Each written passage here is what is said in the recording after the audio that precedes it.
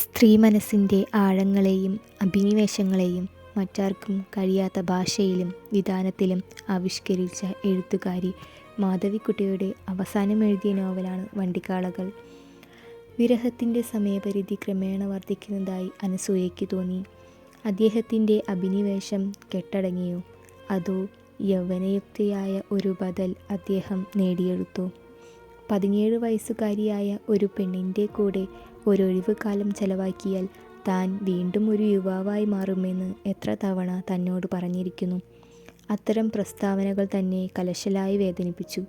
യൗവനമൊഴികെ മറ്റെന്തും വാങ്ങിക്കൊടുക്കുവാൻ തക്ക ധനശേഷി തനിക്കുണ്ടായിരുന്നു.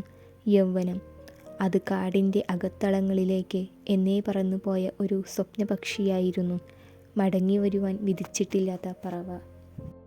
Doctor Suryanarayana Rao, doctor മോഹിനി, സംഗീതജ്ഞയായ Anasuya, Chandri, doctor Sadiq Ali എന്നീ കേന്ദ്ര കഥാപാത്രങ്ങളെയും അവരുടെ ജീവിത സാഹചര്യങ്ങളുമാണ് ഈ നോവലിൽ ഉൾക്കൊണ്ടിരിക്കുന്നത്. എൻ്റെ കഥയ്ക്ക് ഞാൻ ആഗ്രഹിച്ച പ്രതികരണം ലഭിച്ചില്ല. എൻ്റെ ഞരമ്പുകളെ മെടഞ്ഞ് താറുമാറാക്കിയ ഇതിലെ കഥാപാത്രങ്ങൾ വായനക്കാർക്ക് വെറും നിഴലുകളായി അനുഭവപ്പെട്ടു.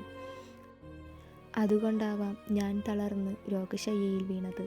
ഒടുവിൽ സാദിഖ് അലിക്കും കാമുകിക്കും ഒരു ഭാവി ലഭിച്ചുവോ? പ്രേമസാഫല്യം അവർ നേടിയോ? ഇല്ല. മലയും മഞ്ഞും തകർന്ന് അവരും മരിച്ചു. ആരുടെയും സ്വപ്നം സഫലീകരിക്കുകയില്ല. അതാണ് ദൈവഹിതം. അതുകൊണ്ടാവാം ഞാൻ ദൈവത്തെ വിളിച്ച് സദാസമയവും പഴിക്കുന്നത്. ആർക്കറിയാം.